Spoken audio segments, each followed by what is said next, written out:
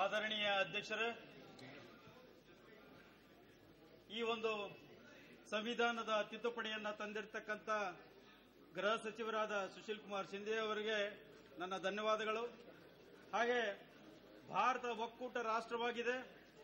ಸಾಮಾಜಿಕ, ಆರ್ಥಿಕ, ರಾಜಕೀಯ ನ್ಯಾಯ ಇಲ್ಲಿ ಎಲ್ಲಾ ಪ್ರಜೆಗಳಿಗೆ ಸಮಾನವಾಗಿ ದೊರಕಬೇಕು.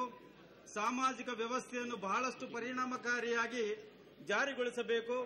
ಜನತೆಯ ಕಲ್ಯಾಣವನ್ನು ಉತ್ತಮಗೊಳಿಸಲು ಪ್ರಯತ್ನಿಸಬೇಕು. ಸುನಿಶ್ಚಿತತೆ ಮತ್ತು ಸಂರಕ್ಷತೆ ಎಲ್ಲಾ ಜನರಿಗೆ ನೀಡಬೇಕು.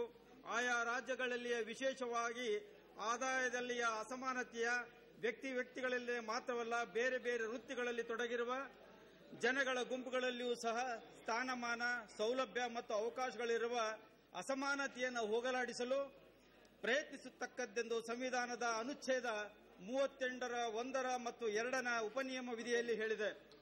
ಭಾರತ ಸ್ವಾತಂತ್ರ್ಯ ಪೂರ್ವದಲ್ಲಿ ಮಹಾರಾಷ್ಟ್ರ, ವಿದರ್ಭ, ಆಂಧ್ರಪ್ರದೇಶ, ತೆಲಂಗಾಣ ಹಾಗೂ ಕರ್ನಾಟಕ, ಬೀದರ್, ಗುಲ್ಬರ್ಗ, ರಾಯಚೂರು, ಬಳ್ಳಾರಿ, ಕೊಪ್ಪಳ ಇವುಗಳು ನಿಜಾಮರ ಆಡಳಿತದಲ್ಲಿದ್ದಾಗ ಸಾಕಷ್ಟು ಇಲ್ಲಿ ಅಭಿವೃದ್ಧಿಯನ್ನ ಕಾಣದೆ ಇಲ್ಲಿಯ ಜನರ ತೊಂದರೆಗಳನ್ನು ಹೇಳಲಿಕ್ಕೆ ಸಾಕಷ್ಟಿದೆ.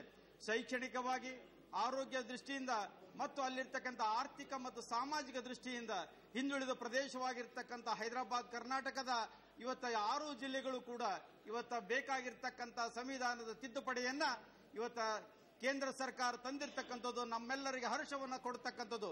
ಬಹುದಿನಗಳ ಕನಸಾಗಿರ್ತಕ್ಕಂಥ ನನಸನ್ನ ಮಾಡತಕ್ಕಂಥ ಈ ಸಂದರ್ಭ ನಮ್ಮ ಭಾಗದ ಜನರಿಗೆ ಸುದಿನವೇ ಅಂತ ಹೇಳಲೇಬೇಕಾಗುತ್ತೆ ಬಂಧುಗಳೇ.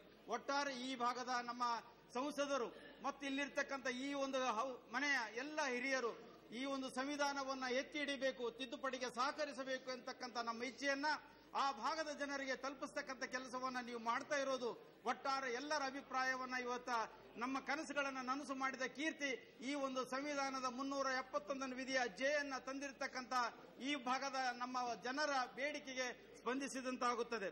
ಒಟ್ಟಾರೆ ಹರಿದು ಹಂಚಿ ಹೋಗಿದ್ದ ಕನ್ನಡಿಗರ ಒಂದೆಡೆ ಸೇರಿದರೆ ಎಂಬ ಅಭಿವೃದ್ಧಿ ಆಗುತ್ತದೆ ಎಂಬ ಹೈದರಾಬಾದ್ ಕರ್ನಾಟಕದವರ ನಂಬಿದ್ದರು. ಅದು ಸುಳ್ಳಾಗಿದೆ.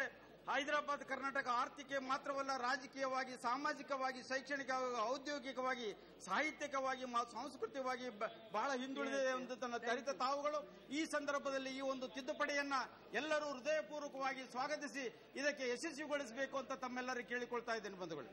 Thank you. ಶ್ರೀ ಶೈಲೇಂದ್ರ ಕುಮಾರ್.